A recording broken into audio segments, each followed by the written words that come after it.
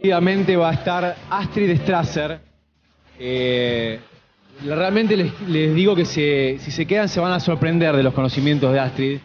Es algo que a mí me choqueó mucho escucharla hablar y de las cosas que habla. Además de ser activista por los derechos animales, es especialista en zoonosis y comportamiento de animales en cautiverio. Es entusiasta del comportamiento animal, armó su formación en zoología, con numerosos contenidos en comportamiento y bienestar animal, neurociencia, genética y evolución, entre otros temas, a través de cursos dictados por universidades de Estados Unidos, Escocia, Australia, Canadá y Argentina.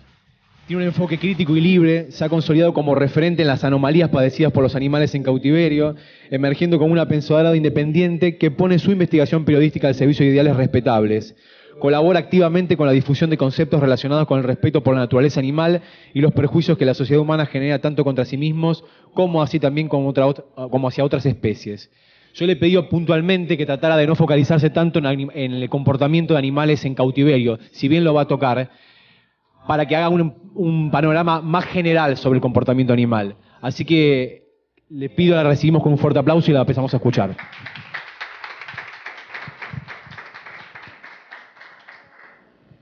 Bueno, hola, yo soy Astrid, somos poquitos, pero no importa. Bueno, sí, vamos a hablar más que nada generalidades, como para no ser tan específicos, ¿sí? El tema de los comportamientos aberrantes quizá les sirve más a activistas que están trabajando con zoológicos, circos, etcétera. Pero bueno, un enfoque un poco más generalizado quizás ayuda a más personas. Y además sirve más que nada como guías, y esto se roza mucho, ¿sí? La idea es guiarlos un poco, si quieren investigar sobre este tema, hacia dónde enfocarse y qué ver. ¿Sí? Bueno, esperamos el PowerPoint y ya vemos un par de imágenes. Ahí va. Bueno, para armar la charla me enfoqué un poquito en lo que son mitos, ¿sí? A nosotros se nos enseñan cosas sobre los animales que ayudan un poco a justificar lo que es la explotación de los animales, ¿sí? Y nosotros, inconscientemente, incluso entre los activistas, inconscientemente seguimos dependiendo de esos conocimientos y seguimos usando esos conocimientos, ¿sí? Y tenemos que romper eso, tenemos que salir más allá. En los últimos 10 años se redefinió lo que es el comportamiento de los animales. Se rompieron todas las barreras que existían. Entonces es necesario adoptar ese conocimiento para usarlo a favor nuestro. Bueno, lo primero que hay que taclear, que esto lo hablamos ahora para que después ponerlo a descansar, es el tema del antropomorfismo.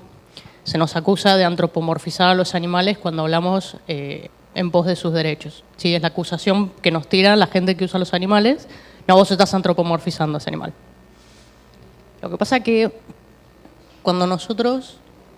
¿Qué le pasa? De abajo. Que mucha tecnología hoy en día. Ahí va. Bueno, si nosotros reconocemos la teoría de la evolución y la selección natural como realidades, ya no es necesario decir, no, estas características son exclusivamente humanas. Eso es una aberración científica, ¿sí?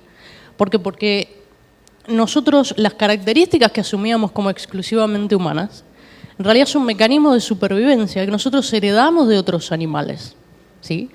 No las creamos nosotros, sino que las heredamos de otras especies después de compartir millones y millones y millones de años de evolución, ¿sí? Igual que heredamos los ojos, igual que heredamos la piel, y igual que heredamos el cerebro.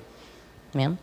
Entonces, cuando se nos acuse de eso, le tenemos que decir, usted, señor, está desactualizado y tiene que volver 100 años atrás, cuando eso tenía cierta lógica, ¿sí? Sin embargo, hay muchos activistas que, si redefinimos lo que es antropomorfismo ahora, es adjudicar características humanas a objetos o animales, como si nosotros no fuéramos animales. Pero bueno, esa es la definición oficial del diccionario. Podríamos cambiar esa definición para que la acusación en algunos casos pueda ser válida, como por ejemplo suponer que un animal de otra especie se comporte como un ser humano, como estas fotos, por ejemplo. La comparten activistas pro derecho animal en sus Facebooks diciendo que es retierno. O estos monjes asquerosos que hacen estas cosas, que muestran estas cosas y en realidad esconden maltrato animal y son puertas, ¿sí? Son paredes en las que se hace tráfico de animales, ¿sí? En Asia se usan mucho las partes de los tigres para la medicina tradicional. ¿sí? Y estos monjes dicen, sí, yo mira qué lindo, el bicho come conmigo. Sí, pero después los matan, les sacan los huesos y los venden a la medicina tradicional, entre otras barbaridades que hacen, ¿sí? Entonces, nosotros no nos comportamos como tigres, nosotros no nos comportamos como orangutanes, y es injusto pretender que un orangután se comporte como un ser humano y que un tigre se comporte como un ser humano. Esto no es tierno, esto esconde maltrato, esto es un zoológico. Es un lugar turístico que le enseñaron a hacer. Vaya a saber de dónde sacaron al tigre y al orangután en primer lugar. Les enseñan a hacer esto para que los turistas pongan la plata y saquen la fotito. ¿Sí? Ese tigre tendría que estar en la jungla con otros tigres aprendiendo a cazar orangutanes, y ese orangután tendría que estar con otros orangutanes en la selva aprendiendo a no ser comido por un tigre. No tenemos que pretender, por una noción poética que tengamos de la naturaleza, de que otras especies se comporten como nosotros. Somos distintos. Todas las especies animales son distintas y únicas. Y hay que quererlos y aceptarlos por lo que son, por lo que nosotros queremos que ellos sean. ¿Sí? Bueno. Ahora sí, ahora entramos a lo que nos importa bastante a nosotros. ¿Tienen emociones los animales no humanos? Eso es importante para el debate nuestro. Y volvemos a lo que decíamos antes. Antes se creía que los animales, como no tenían alma, nosotros, sin meterse en la religión, se hacía esa diferenciación. ¿Sí? El ser humano tenía el alma, los animales de otras especies no. Entonces eran robots. Las emociones nacen del alma. Como este no tiene alma, es una máquina. Sí, que operaba 100% por instinto. Ahora sabemos que las emociones en realidad son un mecanismo de supervivencia. ¿Sí? El cerebro reacciona ante un estímulo exterior, tiene una reacción físico-química en el cuerpo, y esas reacciones nos preparan para reaccionar ante lo que vemos afuera. El miedo nos prepara para huir. El amor nos prepara para buscar pareja y tener familias. El enojo nos prepara para defender nuestro territorio, nuestra comida, nosotros mismos. ¿Sí? Entonces, nuevamente, es muy anticuado asumir que los animales no tienen emociones. Ya está científicamente comprobado que tienen, porque son simplemente un mecanismo de supervivencia, heredado de otras especies por parte del ser humano, como heredamos las piernas, la columna vertebral, el cerebro.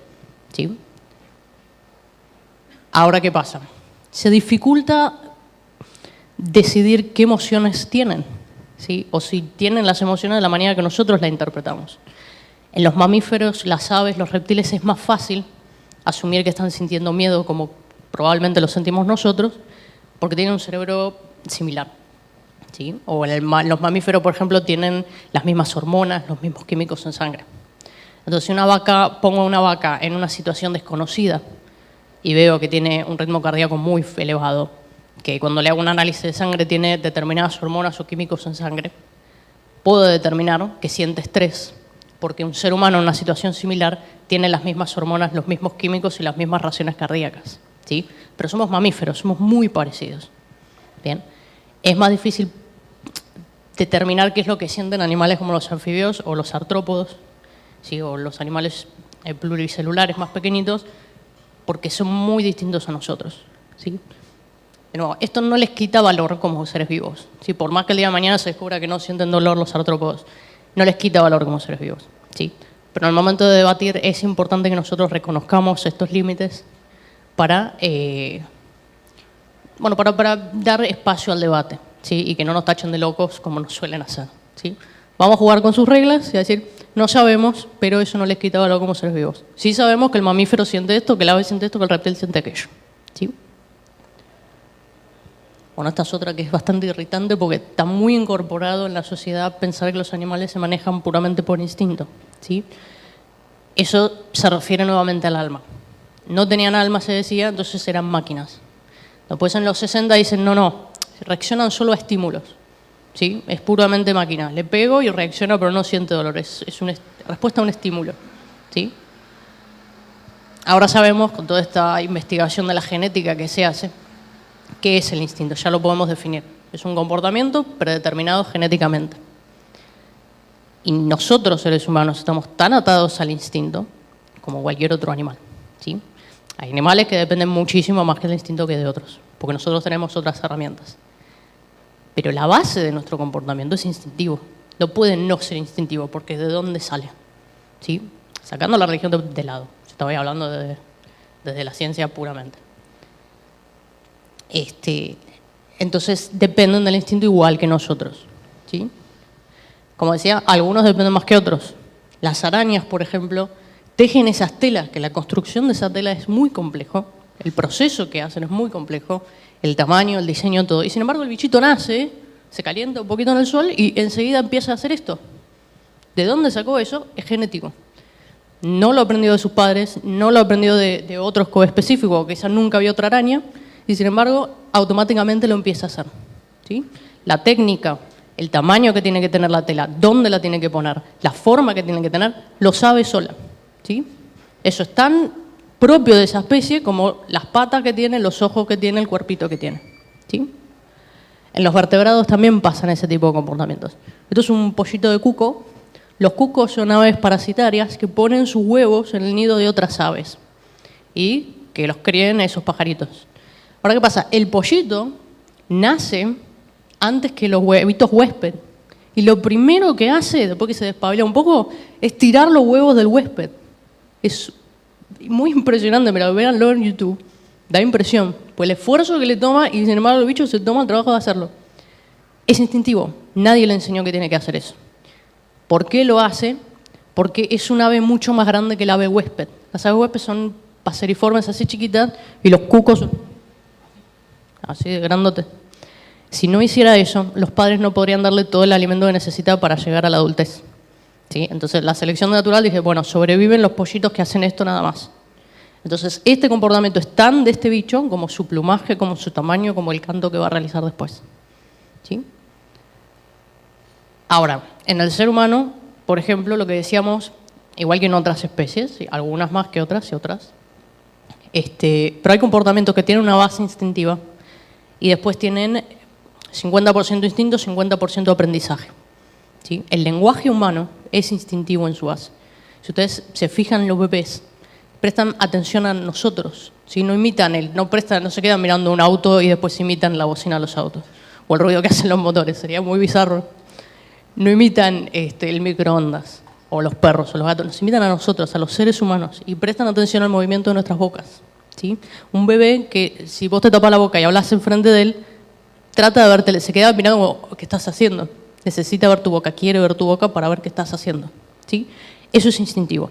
Después el lenguaje toma forma regional. ¿Sí? Porque tenemos lenguajes, una enorme cantidad de lenguajes, de acentos. ¿Sí? Mi sobrino está diciendo tú, porque ve los dibujitos en la televisión y dice tú. Le digo, no, es vos. Acá es vos. Pero bueno, eso es aprendizaje. ¿Sí?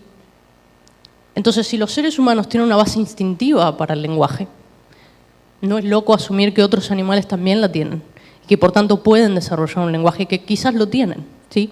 Una dificultad que tienen las personas que ahora se está empezando a romper hace una década más o menos es que los animales se manejan en campos sensoriales a los que el humano no tiene acceso. Hacen sonidos que nosotros no escuchamos, huelen olores que nosotros no leemos, ven colores que nosotros no vemos. Entonces recién ahora la tecnología nos está permitiendo acceder a esos campos sensoriales y se está descubriendo un montón de cosas muy importantes. Y ahora después lo vamos a ver. Pero esto no es lo mismo, eso es importante, no es lo mismo la comunicación que el lenguaje. ¿Sí? La comunicación es enviar un mensaje y que el otro lo entienda y reaccione de una manera en base a ese lenguaje, a esa señal. Casi todos los animales hacen eso, es necesario, ¿sí? Para sobrevivir porque no viven en una burbuja. Están todos en contacto con todos. Entonces, comunicación todos los animales tienen.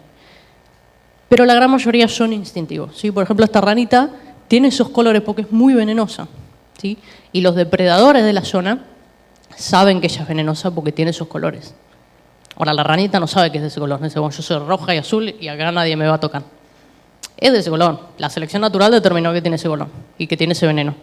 Y los depredadores de la zona, en este caso en particular, instintivamente rehuyen esos colores. No a esa ranita en particular, sino a esos colores. ¿Sí? Hay otras especies que no son tan mortales, que hay unos sapos que saben muy amargo, que son los depredadores de esa zona, aprenden a evadirlo. ¿Sí? Así que los jóvenes pobres tratan, se dan cuenta del sapo que tienen, la escupen y nunca más la vuelven a tocar. ¿Sí? Con los lobos pasa lo mismo que con las personas. ¿Sí? El sistema de comunicación de los lobos y de los perros es instintivo puramente. ¿Sí? Es el lenguaje corporal, los sonidos, los aullidos, por ejemplo, no todos los sonidos, pero una gran variedad de sonidos que emiten es instintivo. Si vemos a los cachorritos, hacen esos ruidos, tienen esas posiciones corporales. Y al principio, hasta que aprenden, intentan comunicarse con la gente de esa manera. Ahora, ¿qué pasa? Esos movimientos instintivos prestan espacio a sistemas sociales súper complejos que son aprendidos. El sistema social de los lobos es hermoso y es muy complejo y depende de los lobos de cada zona. Una subespecie de lobo acá tiene otro sistema social que un lobo, qué sé yo, de Mongolia. ¿Sí? Son distintos y son aprendidos. Con los perros aprenden a comunicarse con nosotros. Entonces, puede ser que un comportamiento de comunicación sea instintivo, pero que preste pie a sistemas sociales complejos aprendidos. El ser humano y los lobos, por ejemplo. Después hay otros que son aprendidos exclusivamente, ¿sí? Lo más común en el reino animal no es el lenguaje. El lenguaje tiene que tener oraciones complejas y tiene que manejar conceptos abstractos. Eso es lo clave del lenguaje humano. Yo puedo hablar de cosas que nunca he visto. Puedo hablar de las emociones que no se ven. Puedo crear conceptos en base a el amor, son mariposas de mi panza. No, no es así. Pero yo creo eso es abstracto, ¿sí? Por ahora no se sabe si los animales, otras especies hacen eso. Sí tienen palabras. Estos son monos vervet, por ejemplo, que tienen diferentes chillidos para diferentes depredadores. Hacen un sonido para las serpientes, otro para los leopardos y otro para los halcones. Y no es instintivo, porque hay otros monos vervet en otras zonas que no hacen esto, y estos específicamente lo tienen que aprender. Los cachorritos que se equivocan, por ejemplo, se comen cada paliza que no se puede ni ver. Entonces es aprendido. Es cultural, ¿sí? Es algo que va de generación en generación, un comportamiento aprendido. Hay monos de la familia de los capuchinos en Asia que incluso mezclan palabras. Dicen leopardo en piso, leopardo en ramas de árbol, ¿sí? Y de esa manera el resto puede saber si tiene que subir a los árboles o tiene que salir corriendo para abajo. ¿Bien? Los cuervos se comunican entre ellos en qué plaza hay comida y qué comida hay. Es decir, manzana, plaza A, o pan, plaza B. ¿Sí? Ahora volvemos a lo de la tecnología.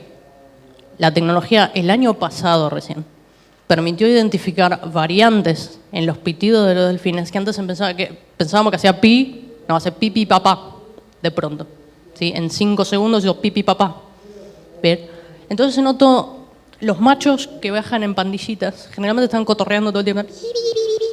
Y no se sabía quién estaba haciendo los sonidos. Se pensaba que estaban todos parroteando como las cotorras que están volando. Y ahora se identificó que primero habla uno, después habla el otro y después habla el otro. Y que hay lógica detrás de los pitidos que hacen. Porque están estas variantes que tienen un orden y una lógica.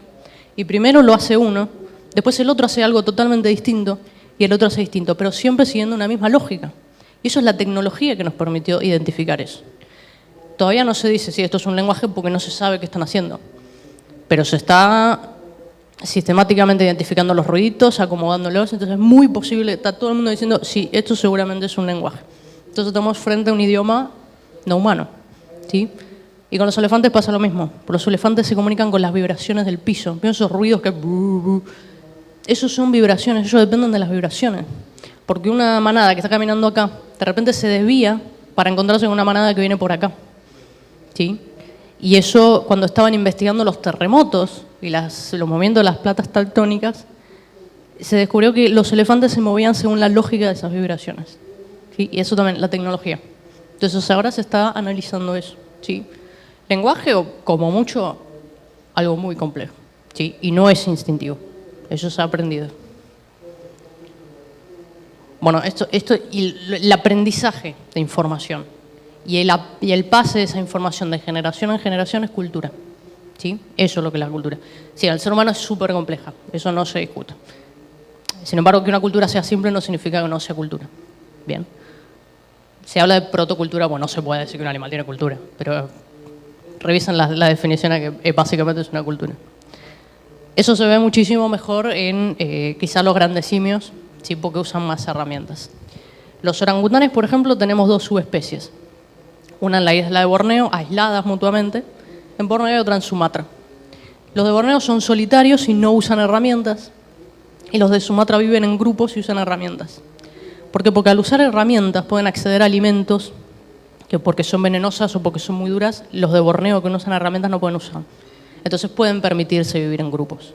pero es básicamente la misma especie, ¿sí? Con pequeñas diferencias físicas, pero que se comportan de forma totalmente distinta, ¿sí? Eso es cultura.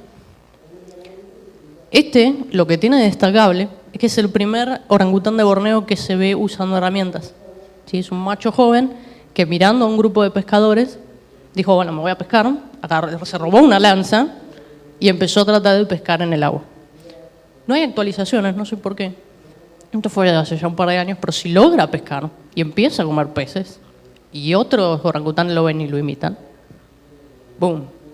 Sería como los chimpancés. ¿Sí? Por ahora los chimpancés son los únicos que están se comportan mucho como los primeros seres humanos. ¿Sí?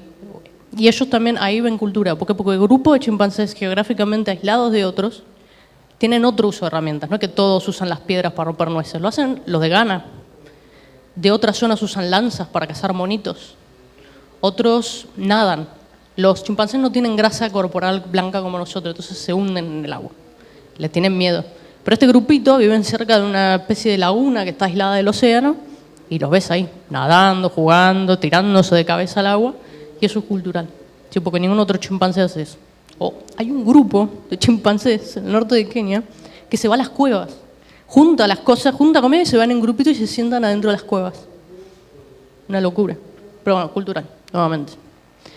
Bueno, hay casos de delfines también, elefantes también. Hay elefantes que usan como hojas para rajarse la espalda, todo. Bueno, finalmente llegamos a otra herramienta de aprendizaje, más que nada. Entonces el ser humano depende del instinto, depende del aprendizaje y depende del razonamiento. Si nosotros usamos la lógica, que es usar experiencias pasadas para resolver problemas completamente nuevos. La mayoría de los animales y la mayoría de la gente, nosotros tenemos que aprender a usar la lógica. Eso es importantísimo entenderlo porque la mayoría de la gente no usa la lógica. Y uno mismo no usa la lógica. Lo primero que tratamos de hacer es prueba y error. Por eso no nos gusta la matemática.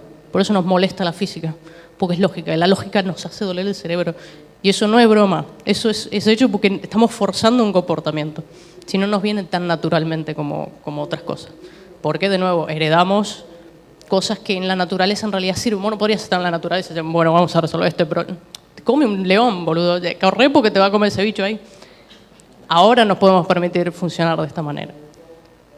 Pero bueno, otros animales lo pueden hacer. Por ahora, solo uno, además del ser humano, y es el cuervo de Nueva Caledonia. Estos cuervos, en realidad todos los cuervos, lo que pasa es que con esto se estudió, ¿sí? Pero usan la lógica para resolver problemas. Este fue el primer caso que se puso un baldecito, como un balde en miniatura. Sí. Es cuervo de Nueva Caledonia, ¿sí? Es en Australia. Y tiene un baldecito en miniatura sobre un tubo, adentro de un tubo de plástico, no puede acceder usando el pico, y se le dio un alambre. Nunca tuvo acceso a un alambre porque es un bicho que va y viene en el bosque, ¿sí? Manoseando el alambre un poquito se dio cuenta que se doblaba. Entonces fabricó con las patas un gancho, metió el gancho en el tubo y sacó el balde, ¿sí? Eso es lógica pura, ¿sí? Nadie le enseñó a usar el alambre, se dio cuenta solito y supo que si hacía un gancho podía sacar el balde de ahí.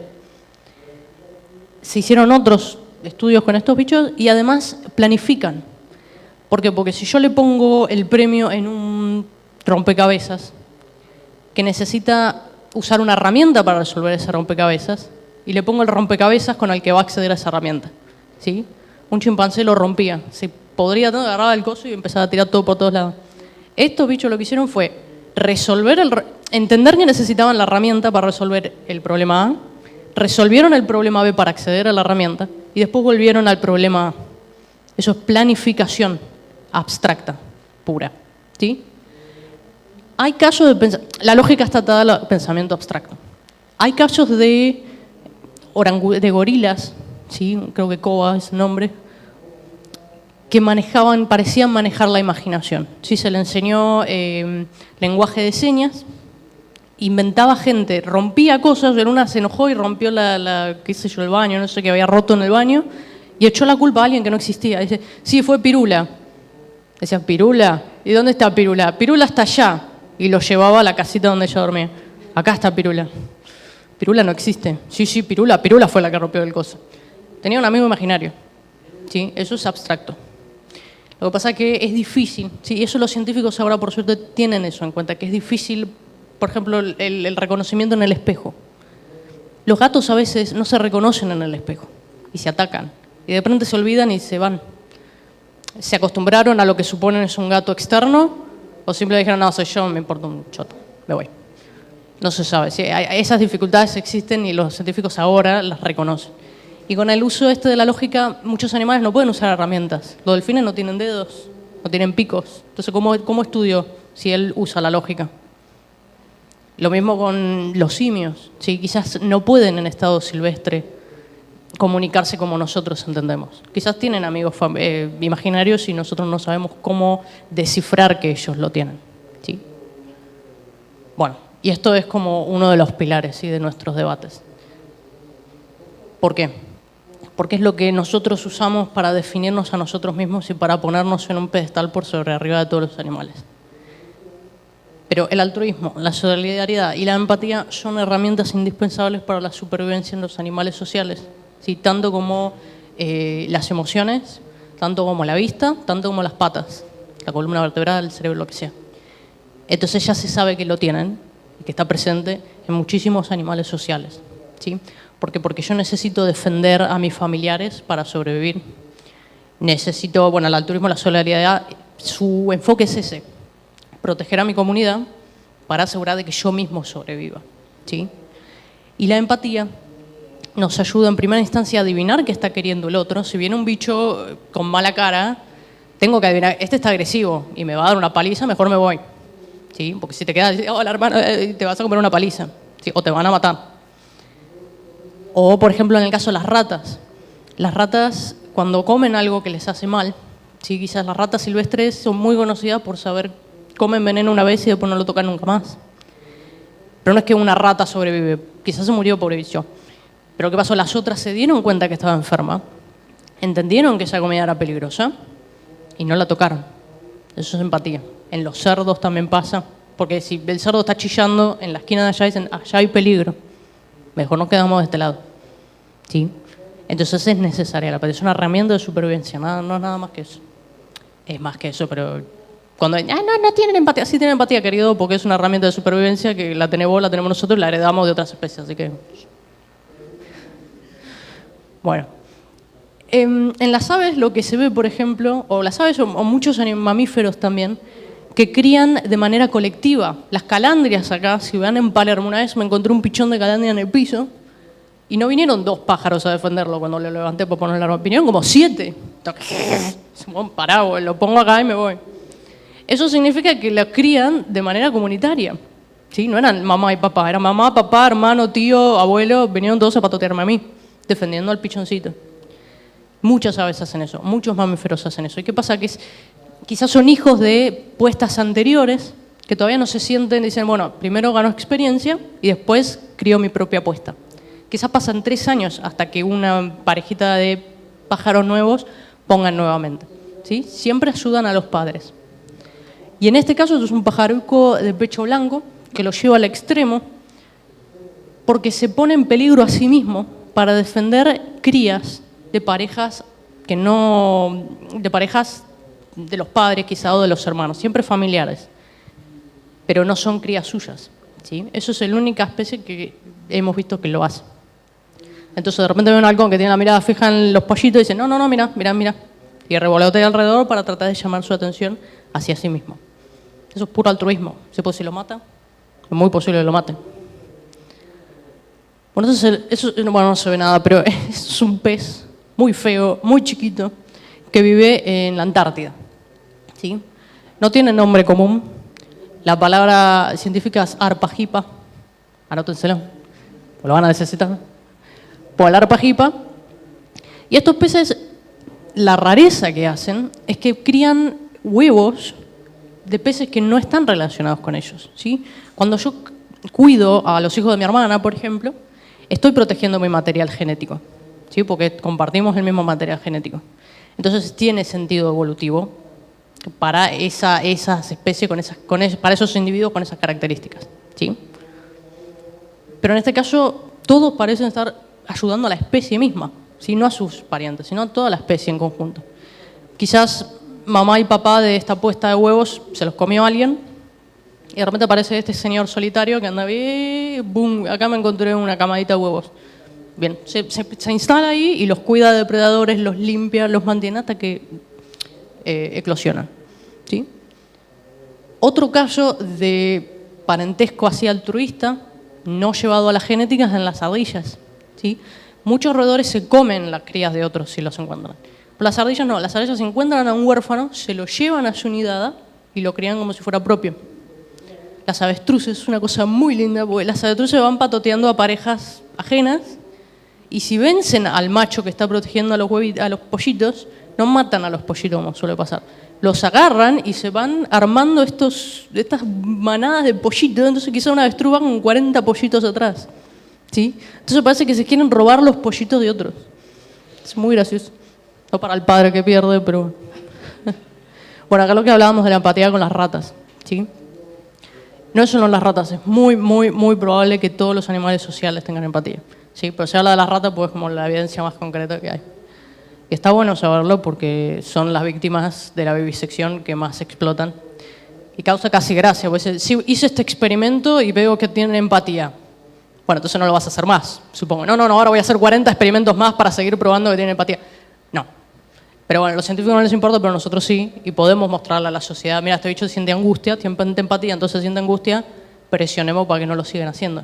¿Sí? Científico, antes yo tenía esperanza. Bueno, si lo descubrís lo vas a dejar de hacer. No, lo voy a seguir haciendo, Pero bueno. Bueno, ahora llegamos al otro lado de la moneda.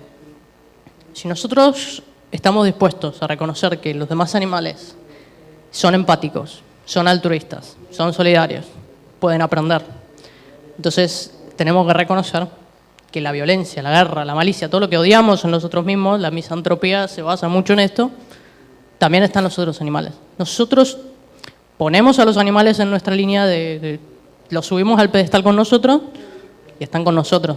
¿Sí? La empatía, agarradita de la mano con la crueldad. Porque si yo reconozco que ese animal sufre y lo hago sufrir, estoy siendo cruel. ¿Sí? Entonces es muy posible que haya crueldad. Y ahora vamos a ver. La guerra es común en todos los animales sociales. ¿Sí? Si un grupo A se topa con el grupo B, lo va a atacar. ¿Sí? Y si se encuentran individuos solitarios del grupo B, lo van a matar. ¿Sí? Los elefantes son una excepción, los elefantes son todos amigos de todos. Si se encuentran, ¿qué está, boludo? ¿Cómo está? No hay enemistad en las patotas de elefantes. En los delfines depende. Vamos a ver de qué están hablando, qué están cotorreando cuando se topan unos con los otros. Pero en su gran mayoría es hostil. Por los chimpancés, los gorilas, vamos a romper con los gorilas primero. No son tan pacíficos, ¿sí? Hacen exterminios de otras tribus. Entonces los conservacionistas están intentando salvar a los gorilas. La destrucción ambiental, o los seres humanos y otros gorilas. Porque se meten en territorio de gorilas y los matan a todos. No es que las hembras vienen, no, van, pum, exterminan a todo el mundo y se siguen de largo. Una malicia que vos decís, ¿por qué haces eso? No tiene sentido. Sin embargo, ahí lo hacen, ¿sí? Hay una foto de uno de los pobres que estaban tratando de rescatarlos, consolando al único sobreviviente de una tribu que la habían erradicado a todos, otros gorilas. Lo que pasa con los chimpancés, que es humano, chimpancé y nada más, planifican las ejecuciones que hacen. ¿Sí? Hay un caso, pongan la guerra de chimpancés, pónganlo en inglés, usen el Google Traductor, que un grupo de chimpancés estaba comiéndose el territorio de otro y vieron a 3 del grupo vecino que estaban solitos ahí. ¿Qué hicieron los desgraciados? Se dispersaron en el bosque para armar un círculo, se fueron cerrando, los agarraron y los mataron a todos. Uno sobrevivió, pero mataron a los 2 que lograron agarrar y se los comieron. ¿Sí? Es el único animal, además del ser humano, que hace eso, que planifica las ejecuciones que realiza. ¿Sí? En esa escala. O después tenemos lo que decía de la malicia. ¿Por qué sabemos que es malicia y no instinto, supongamos? Quizás los tigres cazan muchísimo. ¿Sí? No tienen hambre, van, matan y lo dejan ahí tirado. O los zorros hacen lo mismo. Cuando los granjeros dicen, no, pero el zorro me viene y me mata todo el gallinero. Hacen eso, pero ¿por qué? Porque no es común que haya tanta abundancia. Entonces el zorro, en un área natural, ¿qué hace? Mata y lo guarda para poder comérselo después. Entonces no desarrolló, eso sí es instintivo porque lo hace. Entonces no desarrolló eso de, no, si vengo mañana todavía van a estar acá las gallinas. No, mata todo, lo guarda lo que puede y después la idea es volver. ¿Sí? No es maldad. En estos casos, sin embargo, sí se puede considerar malicia, no maldad, malicia, porque es específico de los individuos. ¿Sí? Entonces en el parque de Yellowstone, en Estados Unidos, eso es un coyote y eso es un lobo. Hay enemistad. ¿Sí? Y de repente si pasa esto y lo llega a agarrar, lo va a matar. Pero son corredías, ¿sí? O si lo llega a agarrar acorralado. Pero hay casos individuales. Hay un documental, Los Lobos de Yellowstone, en el que una loba, que era líder de la manada, se salía de su camino por kilómetros. Se llegó a caminar hasta 2 kilómetros con el solo propósito de matar coyotes. ¿Sí? Y no iba sola, guiaba a la manada, les hacía un círculo como si fuera una presa y los mataba. Y no tiene sentido, porque no se los comen. No se lo comía, los mataba. Nada más. Y no hay competencia, porque miren el tamaño del coyote, miren el tamaño del lobo. El coyote solitario son carroñeros, se agarran liebres, pajaritos. Los lobos cazan animales más grandes, bueyes, búfalos. Búfalo. Sí, búfalo. Entonces no es que hay competencia, o competencia de importancia. Entonces, ¿cómo se identifica eso? ¿Por qué gastás energía y te salís de tu camino para hacer una maldad? Porque no es otra cosa. ¿Sí? Y es individual, porque no todos los lobos hacen eso. Era ella, era una turra y nadie más. Con los leones pasa lo mismo. No todos los leones y no todas las hienas se llevan tan mal como el rey león. Es solo una zona de África, ¿sí? En Botswana, que hay muy poca comida. ¿Sí? Acá sí hay competitividad. Acá sí hay pelea por recursos, porque además agarran las mismas presas. Entonces acá ya tiene un poco más de lógica. Pero en el norte de África, donde ya hay reserva, donde ya hay más mano humana y hay más comida, se ven las manaditas de leones y hienas durmiendo bajo la misma sombra, si no hay peleas. Pero acá sí, acá hay un odio mutuo que es bastante importante.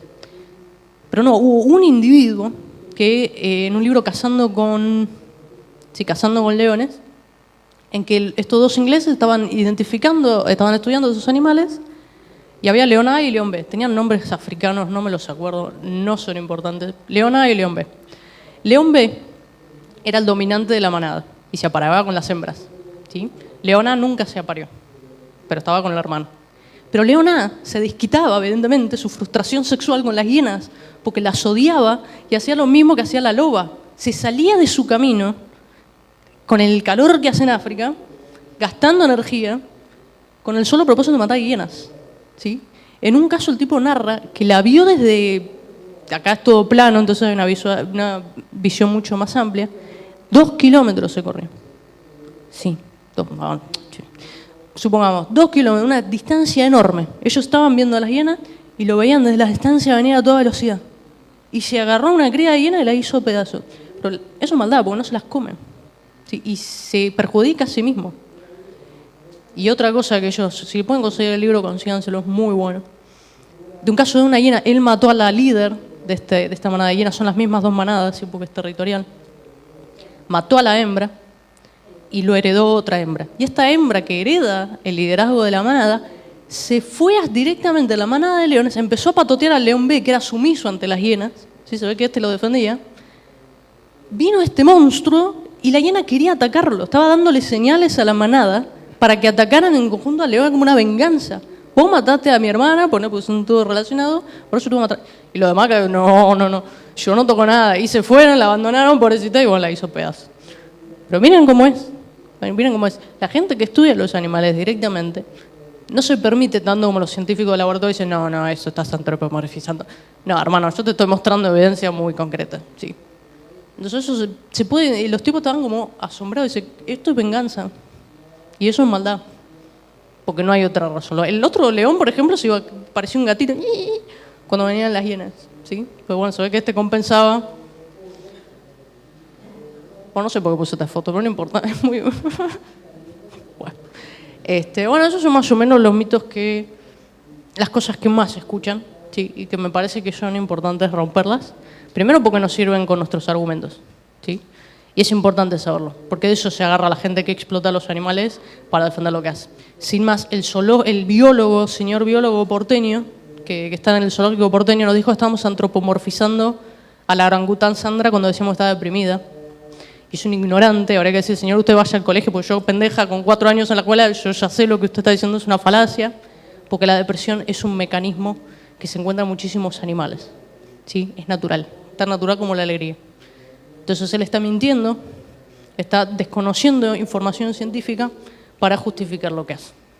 ¿Sí? Bueno, yo sé... Dale. Sí, creo que... Bueno, ahora si alguien tiene preguntas o comentarios. Bueno, en primer lugar, vamos a darle un fuerte aplauso. Es una especialista en comportamiento animal. Y reconozcan realmente que la información que ha dado la desconocemos, no sabíamos de esto. Realmente uno tiende a, como dijo Astrid, antropomorfizar el comportamiento animal. Y no es así. Y el conocimiento nos va a dar un poder para entender más a nuestros hermanos animales y dejar de hablar sin conocimiento. Gracias, Astrid. Ahora sí, la etapa de preguntas. Hola, Astrid. ¿Qué tal? Te quería preguntar en cuanto a los argumentos que vos decís. Sí. Yo la verdad que desconozco y viste cuando nos dicen que nosotros descendemos de los monos y que el tema de la comida, dice, nosotros le decimos, bueno, los monos comen frutas, comen hojas. Y dicen, no, pero hay monos que no dicen nunca la especie, no sé, bueno, hay monos que se comen monos, que comen carne. Claro. Entonces, como una justificación de que nosotros también tenemos que comer carne. Ahí lo que pasa es que estamos, para mí, a muchos no les va a gustar lo que voy a decir, pero para mí que pasa por otro lado el argumento, porque si los monos, los primates, en realidad primates, se tendría que hablar en eso, son omnívoros. Incluso los monitos capuchinos que comen mucha fruta, si agarran una lagartija se la comen huevos. Además nosotros tenemos que analizar más a los primates quizá. Lo que pasa es que en los primates estamos empatados, pues los gorilas y los orangutanes, ahí vimos un orangután estaba tratando de cazar peces, ¿sí? Entonces, nuestro sistema digestivo es omnívoro, eso no hay que discutirlo, porque ellos tienen razón. Pero ¿qué pasa? Eso no significa que nosotros tengamos que ser omnívoros, ¿sí? Porque la tecnología nos permite ser veganos, ahí hay que agarrar ese argumento. ¿Por qué? Porque si yo uso la tecnología para tener aire acondicionado, uso la tecnología para llegar más rápido a Estados Unidos o a Europa o a África, donde quiera mover. Hace 200 años atrás tenía que ir caminando y en barco. Estaba 3 años para llegar a África. Ahora uso. Entonces, ¿por qué usamos la tecnología? Para vivir mejor, desde un punto. Pero si no, eso es antinatural para lo que no nos gusta, para lo que no nos conviene. Para mí, ¿qué pasa por ahí el argumento? Biológicamente somos omnívoros, pero es muy raro que un animal sea exclusivamente, que esté muy especializado en una dieta en particular. Sí, es muy difícil. Y esos animales corren más riesgo que otros de extinguirse, porque no pueden adaptarse. Sí, ahora que se habla de los osos polares, por ejemplo, si ellos logran cruzar hacia Estados Unidos, puede ser que se adapten a comer otras cosas. Sí, hay que ver, pobrecitos, qué pasa. Pero para mí, ¿qué pasa por ahí el argumento? Sí, es muy posible que tengan razón en ese sentido. Y somos omnívoros, digestivamente hablando. Pero no es ese el problema. El problema es que podemos ser veganos, que debemos ser veganos, porque no tenemos por qué andar matando a nadie, y que la tecnología nos permite ser veganos. Para mí pasa por ahí. ¿Sí? No me tiren nada. ¿Quién va a preguntar? Yo quería aportar a lo que estás diciendo. Yo quería aportar a lo que estás diciendo, que es último recurso. O sea, somos omnívoros, pero es como último recurso. Justamente también cocinamos la carne porque nuestro cuerpo la asimila y todo, pero no lo hace, digamos, tan bien como con las frutas o con las verduras. Entonces, como último recurso, si esos monos o primates cazan, no tienen una verdulería en la esquina para poder ir a servirse de esa verdulería. Entonces, exacto, quizá por eso también lo hacen. Exacto, no tienen agricultura, no tienen... Además, la carne la cocinamos porque nos mata. Tienen bacterias que nosotros no podemos digerir. Entonces, usás tecnología para cocinar la carne, pero no querés usar tecnología para hacer vitamina B2 en laboratorio. ¿Qué me estás hablando? Sos un cómodo. Por eso. Ayer aprendí algo que me gustó mucho, ¿no? Que, bueno, un sabio de la antigüedad dijo que si realmente el hombre hubiera nacido carnívoro, podría ir a la selva, cazar un animal y comérselo así como lo hace un tigre, un león. Claro. Sin usar herramientas, sin usar la cocina, sin nada. Sí, sí. En cambio, el hombre debe recurrir a muchas cosas. como herramientas, como cocción y para poder asimilar lo que ni se asimila muy bien. Sabés que la carne tarda 44 horas Claro. para hacer la digestión en el intestino, 44 horas. Claro. Yo soy nutricionista, por eso lo digo. En cambio, un animal carnívoro, al poquito tiempo ya ves que hace caca. Claro. Además, incluso el primate más depredador, además de nosotros, que es el chimpancé, come cada tanto la carne. Y es muy ritualizado, no es que parecen necesitarla, es muy, muy cultural en realidad, porque la comparten, cazan en grupo. No es común que coman tanto incluso. Somos el primate que más come carne. Eso no se discute. Es como, bueno, no hay otra cosa, me como esta lagartija. Sí, eso es una realidad. Hola. ¿Qué tal? Yo soy una defensora de los animales y siempre digo que los animales son los menos violentos en relación al humano. El humano mata por matar, es violento, más violento que amoroso. Y cada vez la sociedad lo está demostrando más. Vos hoy hablaste de ejemplos de animales que matan, digamos, por matar, sin necesidad de comerlos, ni sin necesidad por el lugar. Claro. Esto, en el caso de los animales, ¿se da mucho de matar, de violencia por violencia, o más se está demostrando, se ve más en el animal humano? Lo que pasa es que el humano lo que sí tiene que no se ve en otros animales es una complejidad conductual muy grande. Y tenemos un cerebro que es muy, muy complejo. Sí. Lo que pasa es que la misma cabeza que nos permite construir bombas atómicas o tener la maldad de torturar y matar a alguien, por ejemplo, es la misma que nos permite ser tan empáticos como somos. No hay ningún animal en la naturaleza que adopte quizás animales de otras especies como hacemos nosotros con los perros o los gatos. No hay ningún animal que diga, este ciervo está sufriendo, voy a no comérmelo. ¿Sí? Entonces, si bien el ser humano es capaz de cosas atroces, que no vamos, la tortura sistemática de animales, por ejemplo, no lo vemos en ninguna otra especie. Pero esa complejidad en la maldad es la que nos permite también ser complejos en la empatía y en la bondad. ¿Sí? El ser humano sí tiene cosas horribles, pero también tiene cosas que son buenas. La moral es humana. En la naturaleza el infanticidio es normal. Las violaciones, los chimpancés, por ejemplo, las hembras se ponen en celo tan poco que cuando una se pone en celo, los machos hacen fila para violarlas. ¿Sí? No todos, pero hay zonas en Ghana pasa eso. ¿Sí? Los gorilas vemos que sí es muy común que maten tribus ajenas. Ahora no tanto porque hay gente protegiéndolos. Entonces ahí tenés un ser humano evitando violencia entre especies. Tengo entendido, y lo último, No. puede pasar, tengo entendido que el homosexualismo a nivel natural es muy común. ¿El qué? Homosexualismo. La homosexualidad, sí. La homosexualidad, lo que pasa es la bisexualidad es natural. Sí, porque uno piensa en el amor, entre comillas, o la actividad sexual como algo para reproducirse, nada más. Eso algo venimos arrastrando del cristiano-judaísmo, como se dice, que dice, no, el sexo es para reproducirse. No, el sexo es una herramienta social. Es una herramienta social. Entonces, la bisexualidad es normal, porque un animal no quiere solo reproducirse. Las elefantes, por ejemplo, que no digo que hay que hacer esto porque la pedofilia está mal, pero qué sé yo, un elefante para calmarse entre ellos se masturban. ¿Sí? Una madre lo hace al bebé. No lo hagan. Pero en los elefantes se puede, pero se ve. Claro, ¿ves? Ahí entra la moral humana y dice, no. Entonces, sí, es una herramienta social. Entonces se da la homosexualidad. Sí, sí. Pero... Sí, una pregunta. Yo quería preguntar, por ejemplo, los perros, si son vegetarianos o carnívoros, porque oí que algunos perros comen vegetales. En realidad es omnívoro el perro. ¿Sí? Lo que pasa es que el perro es un debate porque el lobo es carnívoro 100%. ¿Sí? Los zorros son omnívoros, pero el lobo es carnívoro 100%. El perro se ha adaptado, a través de su coexistencia con el ser humano, a ser omnívoro. Si puede ser vegano, la verdad no sé. Si el ser humano puede ser vegano creando complementos en laboratorio para compensar lo que quizás la B12, por ejemplo, entonces es posible que los perros puedan ser veganos también.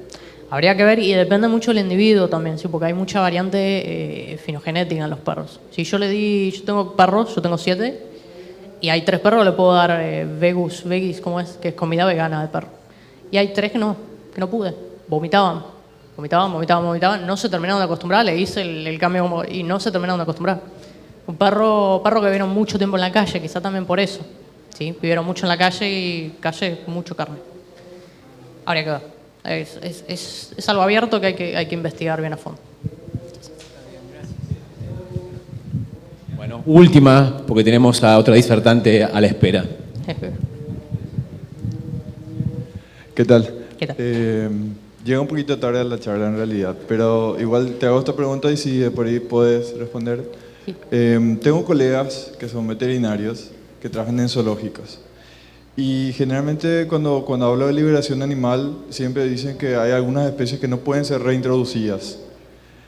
Entonces, mi pregunta es la siguiente, teniendo en cuenta que por lo general todo el tema de reinserción y zoológicos es como que no conviene liberar animales en cierta forma porque se quedan sin trabajo, ¿no será que los estudios que se hacen en torno a la reinserción de ciertos tipos de animales está un poco como parcial a que no se puedan liberar finalmente? O sea que, ¿cómo le encaro eso a algunos colegas que me dicen, bueno, vos decís liberación animal, pero no se pueden liberar todos los animales?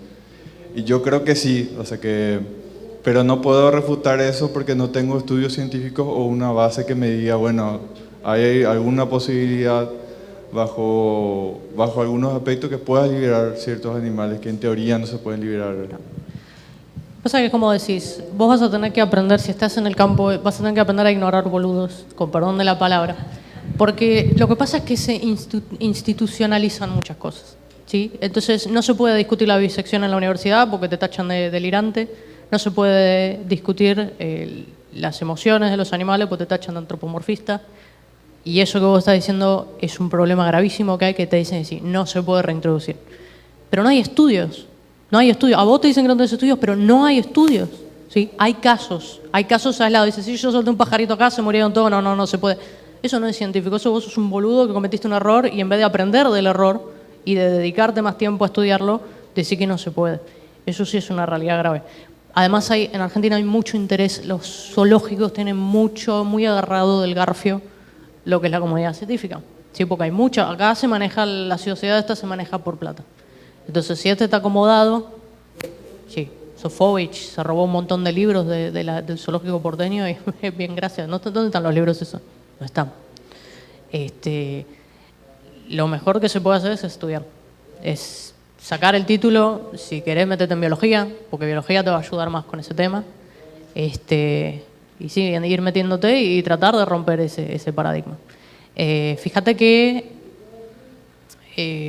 la Reserva de Liberá está trabajando con un jaguar. Así que es el primer caso de Argentina en el que se reintroduce un jaguar, se sacó de un zoológico, se está haciendo todo un programa de reinserción y la idea es largarla otra vez a una zona donde se extinguió. Es el primer caso en Argentina en que se hace eso. Así que si querés, si te interesa, metete con ellos porque son los que se ve que tienen seriedad y que tienen ganas de hacerlo. Pero sí, es un agujero en Argentina. Faltan estudios, ese es el problema. Después hay una reserva en Misiones, ¿sí?, que hacen reinserción. Entonces vas a tener que si te gusta el estudio y lo querés hacer, metete en biología y después enganchate con estas organizaciones que veas que trabajan bien, porque es un agujero. Ignorar a los boludos, no se puede. No sabes si no se puede porque no hay estudios. Entonces no diga que no se puede. En otros países se hace. Entonces acá también se puede poder hacer. Pero sí, es un agujero que si querés, con fuerza, hay que romperlo. Hay que romperlo y meterse. Le damos un enorme aplauso a Astrid.